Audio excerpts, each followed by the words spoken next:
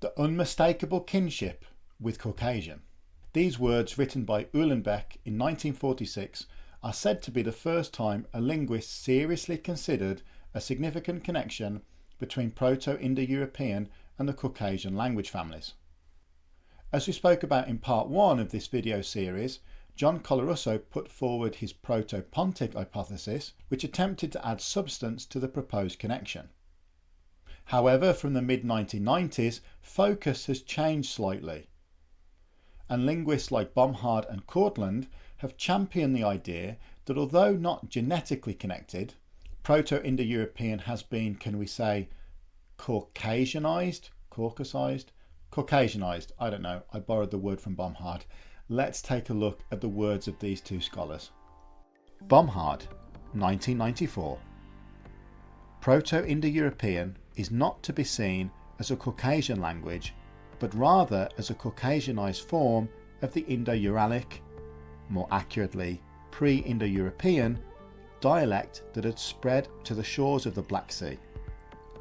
On the basis of grammatical, pronominal and lexical cognates with other Eurasiatic languages, Proto-Indo-European is indeed to be classified as a Eurasiatic language, exactly as Greenberg has done. However, due to long-term contact with and extensive borrowing from Caucasian languages, Proto-Indo-European developed many characteristics which set it apart from the other branches of Eurasiatic and gave it a Caucasian-like appearance.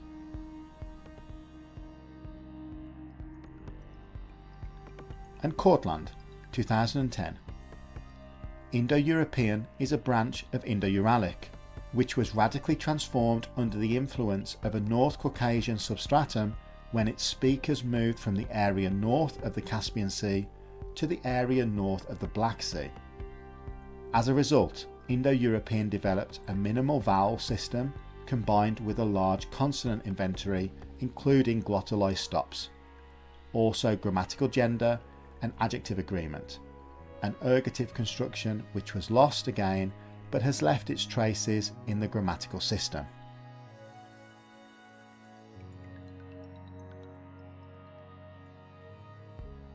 In 2019, Bomhard's influential Caucasian Substrate Hypothesis made waves when it was published in volume 47 of the Journal of Indo-European Studies. This volume not only showcased Bomhard's extensive research, but also featured commentaries from leading scholars in the field. Some were positive, some reviews were mixed, and one was decidedly negative. But the journey of this hypothesis didn't start there.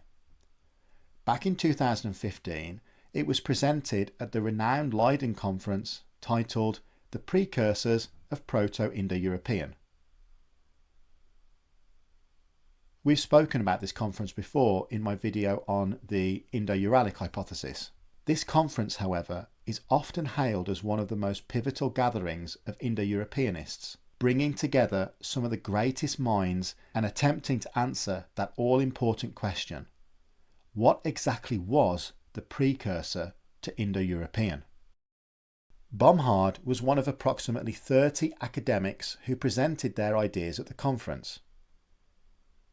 However, Bomhard's work was conspicuously absent from the subsequent book, which was released as a follow-up to the conference.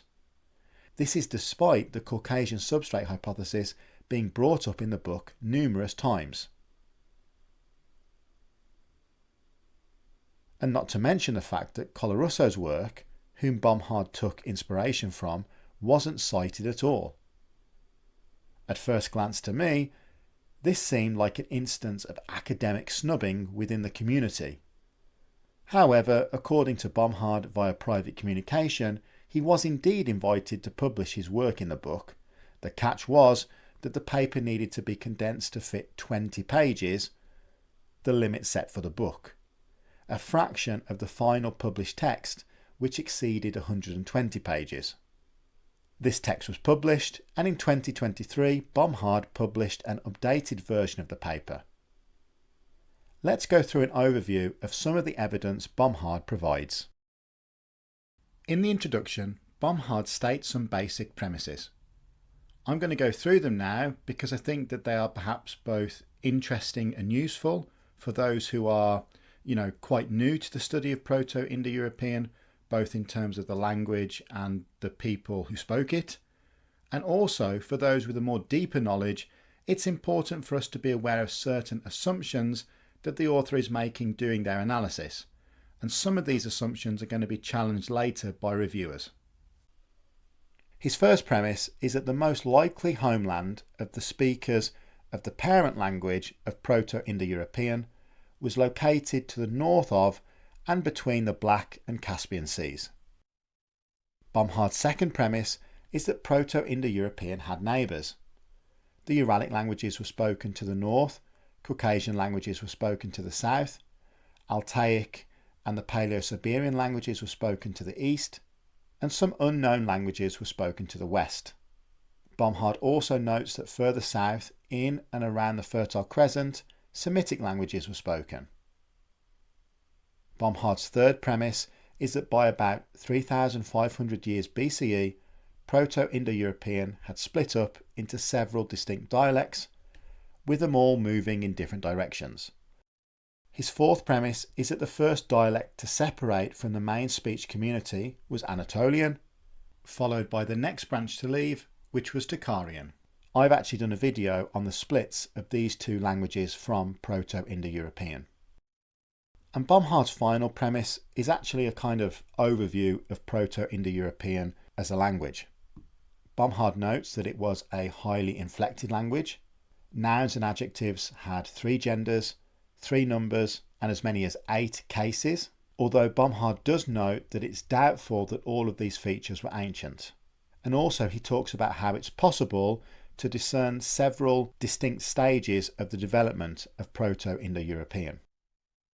The author also notes that the traditional reconstruction of Proto-Indo-European sets up 2 voices, 4 moods, and as many as 6 tenses for the verb system.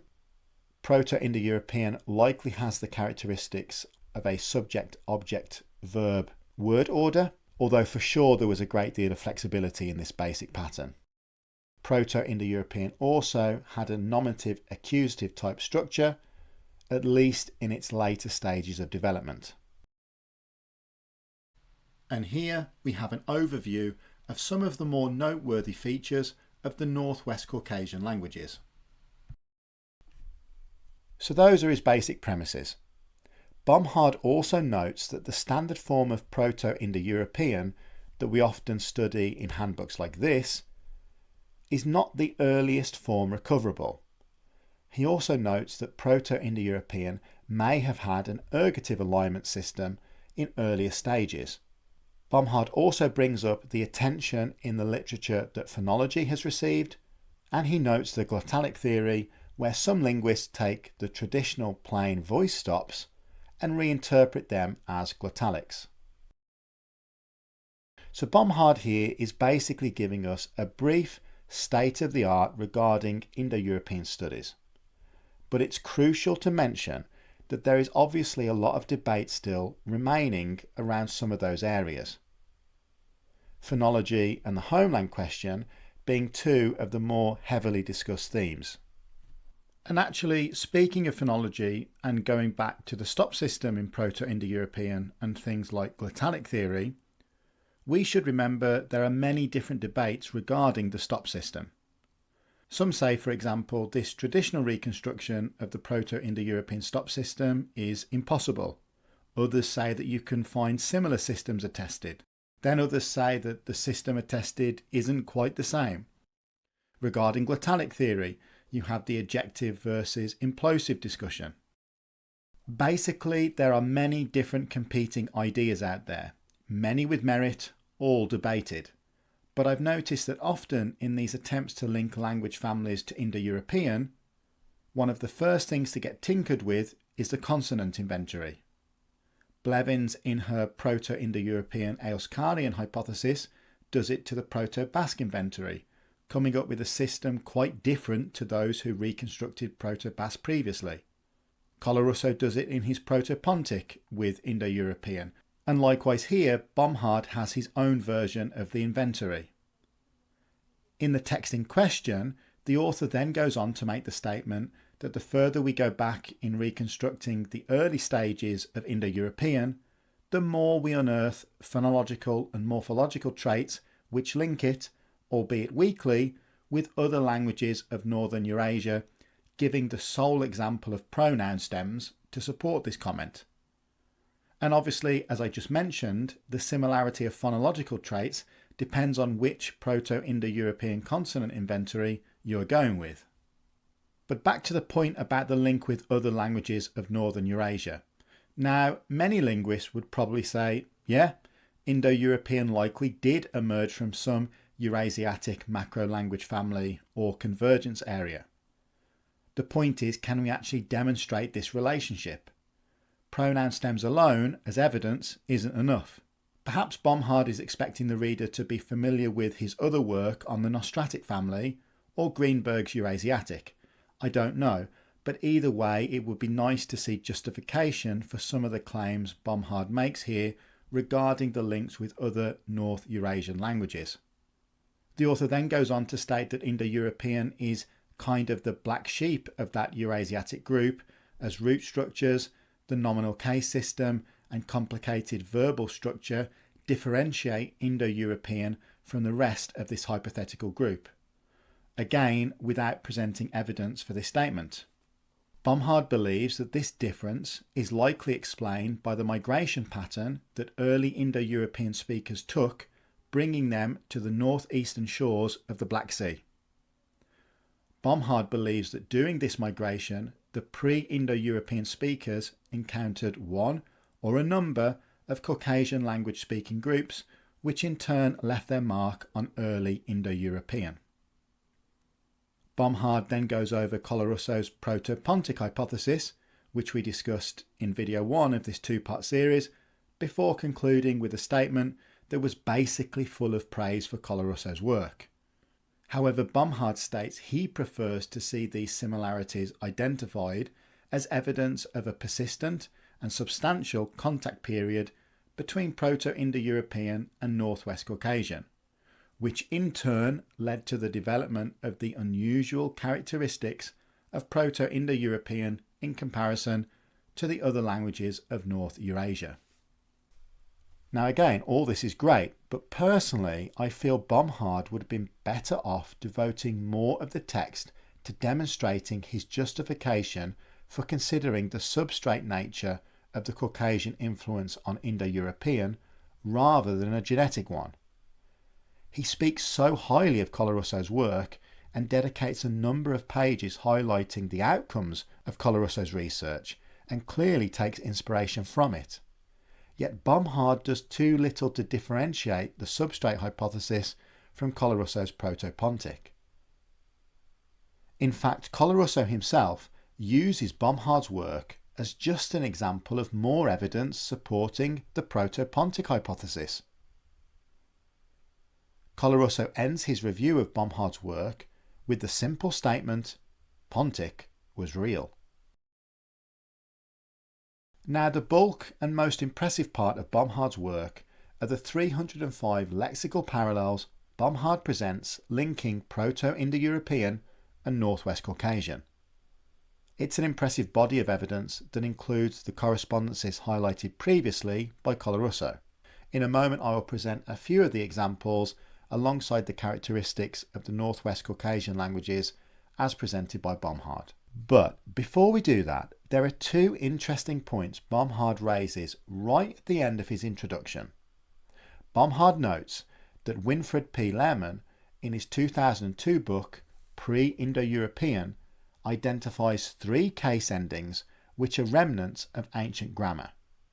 Bomhard states that these endings were the following. Bomhard goes on to say that his study corroborates this idea without actually saying how, but I presume it's because of the following correspondences.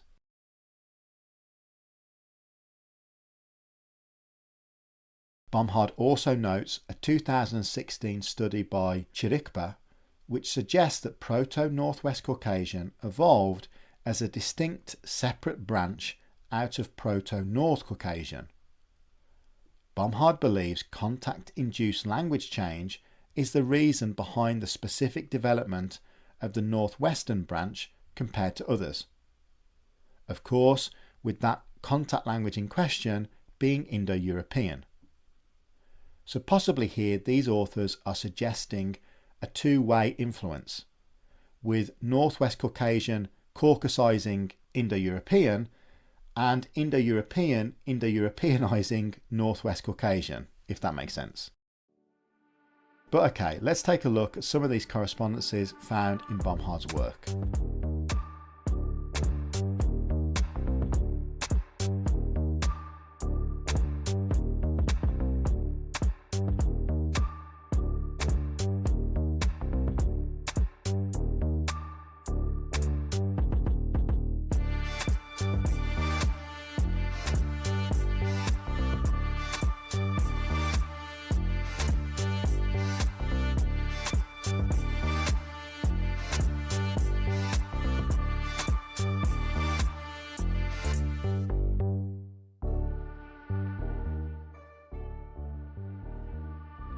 Now, what did other researchers in the field say about this hypothesis presented by Bomhard?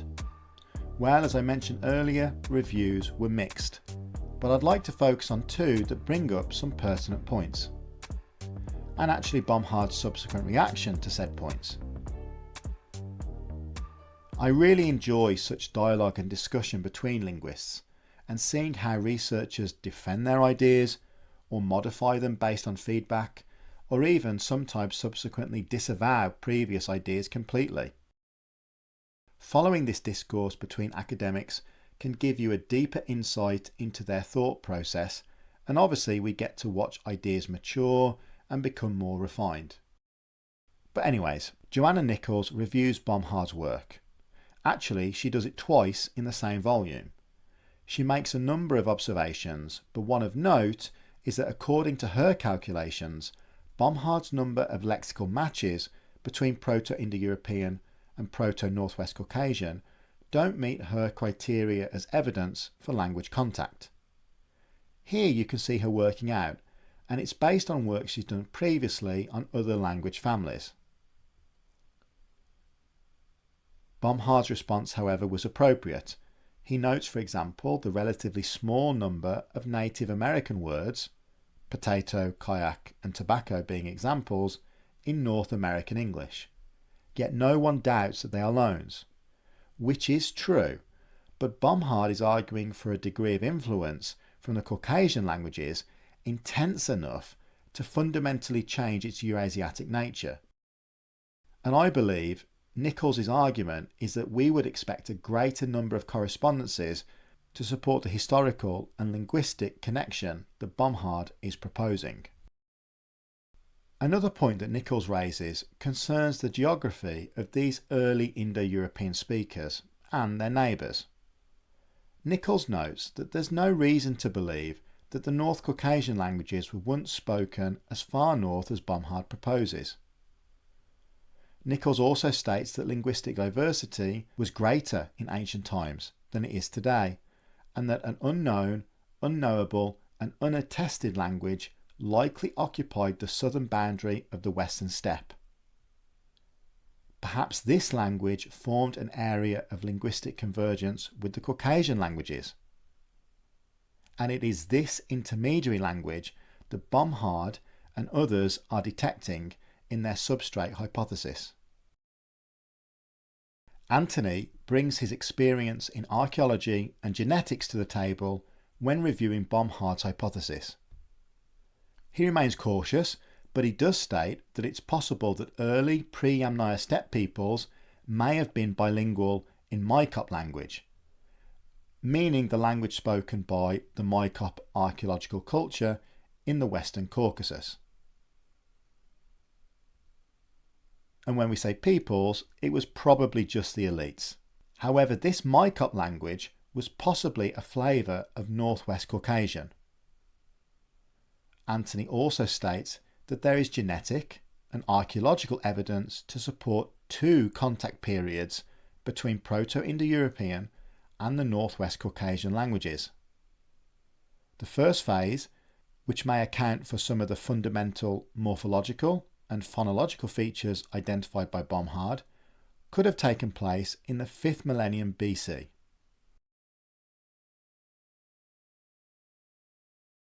The second phase of influence, which likely imprinted more superficial lexical elements on late Proto-Indo-European, might have occurred during the Mycop period, though it did not involve significant genetic exchange between the Mycop and Yamnaya cultures. So I'm sure at this point in the video, people would like me to talk about these recent papers.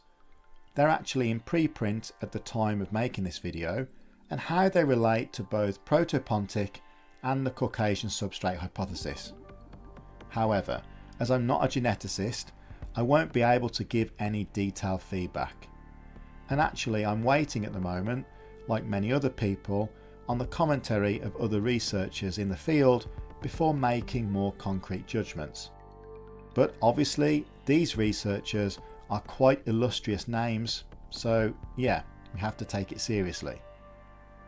However, as I can interpret the data, these recent papers seem quite compatible with both proposals. Take a look at the following statement, for example.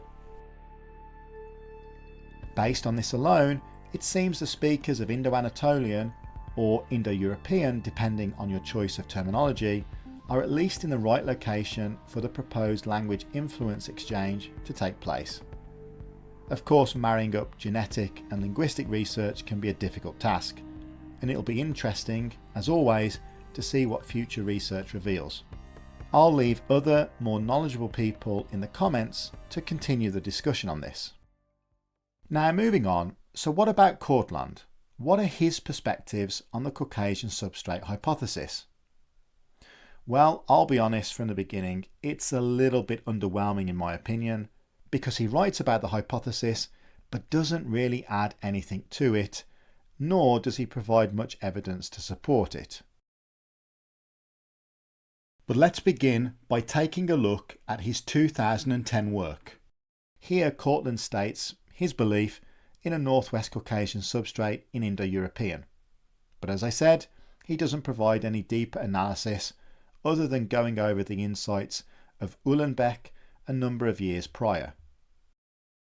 What Kortlandt does provide us with is a kind of recipe for an Indo-European cocktail.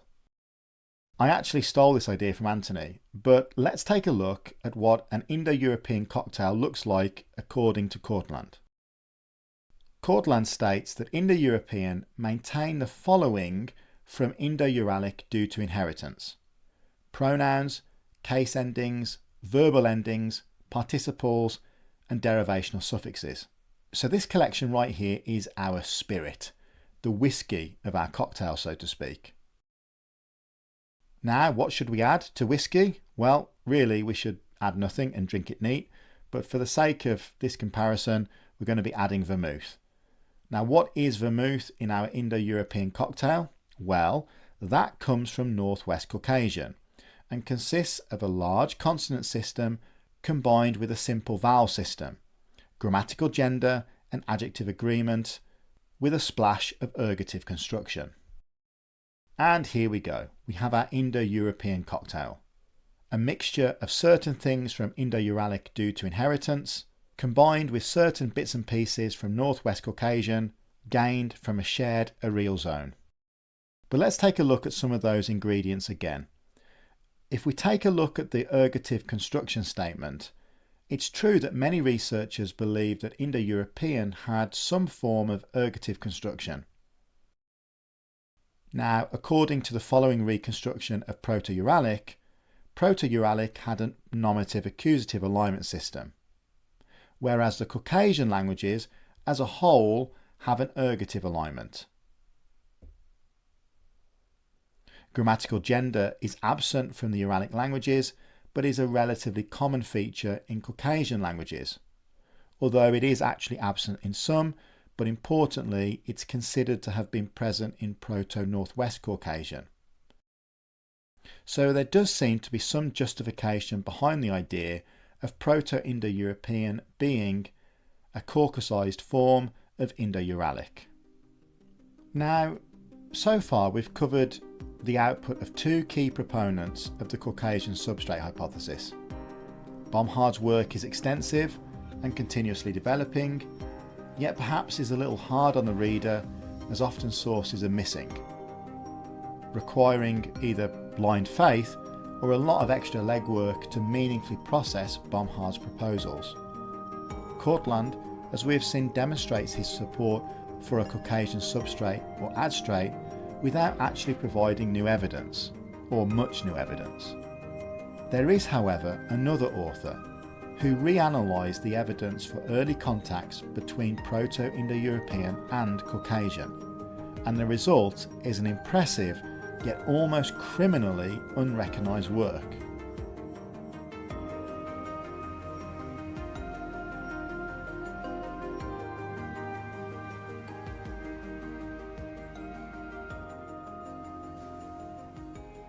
So, similar to the other two works that we've looked at in this video, Matasović follows the usual format by providing us with some background. He mentions that Uhlenbeck first suggested that the Caucasian languages may have had influence on Proto-Indo-European. He notes that the Indo-European homeland question is still unresolved, and he gives us some archaeological background. Interestingly, he notes that the Northwest Caucasian languages may have been related to Hattic, and may have had a homeland south of the Caucasus, and that the Northeast Caucasian languages are seen to be related to Hurrian. I've done videos on both Hattic and Hurrian, so please go and check them out. Matasović does note that it's entirely reasonable to expect some loanwords from the Caucasian languages in Proto-Indo-European, as there were trade routes between Mesopotamia and the steppes. However, rather than building on the work of Colarusso, as Bomhard does, Matasović prefers to use Starostin's data from 2007. However, he does identify a few issues with this, namely, some of Starostin's proposed loans are from semantic fields resistant to loaning, or that the proposed loans are actually quite easily derivable from Proto-Indo-European. He does, however, note that there are some strong candidates for loanwords in Proto-Indo-European from Northwest Caucasian. Let's take a look at some of the best ones.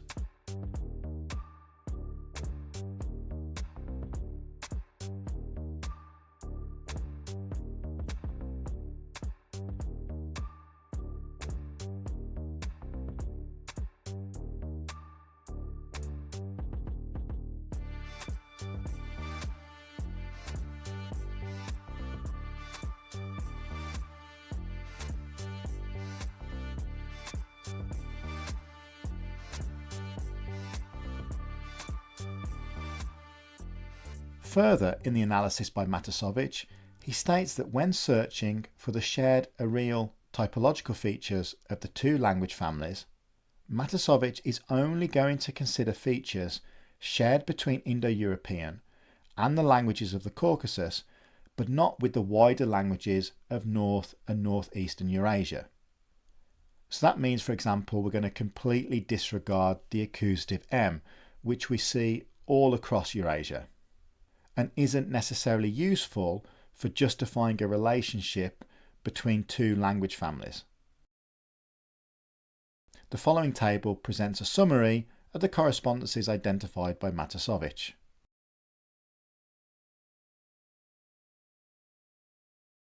Significantly, Matasović takes this one step further and looks into the distinct features not shared by Indo-European and the Caucasian languages, namely the dual in Proto-Indo-European or the numeral system in Caucasian, alongside the differences in the affixing patterns. Proto-Indo-European is suffixing, whilst the Caucasian languages, and in particular the Northwest Caucasian languages, show a preference for prefixing. Interesting stuff, and Matasović concludes his excellent paper with the summary that Proto-Indo-European likely was influenced by the Caucasian languages, albeit that this influence may not have been a direct one. So maybe this idea seems to go hand in hand with the idea that Joanna Nichols brought up earlier, that on the southern boundary of Proto-Indo-European there may have been an unknown intermediary between Indo-European and the Caucasian language family. And actually, Kortlandt does seem to support this position, because in 2019 he states, based on the evidence of David Anthony, that he believes the similarities between Proto-Indo-European and the Northwest Caucasian languages is due to a common substrate. This helps explain the fact that in terms of structure, Proto-Indo-European resembles more closely the Northwest Caucasian languages. However, in terms of vocabulary, there seems to be more terms borrowed from the Northeast Caucasian languages. But as we can see, there are a few different flavours of the hypothesis out there. However, there does seem to be a growing consensus that the Caucasian languages played a significant role in shaping Indo-European. Very interesting stuff. Now, obviously, I haven't been able to cover every single detail from all the papers that we've talked about today.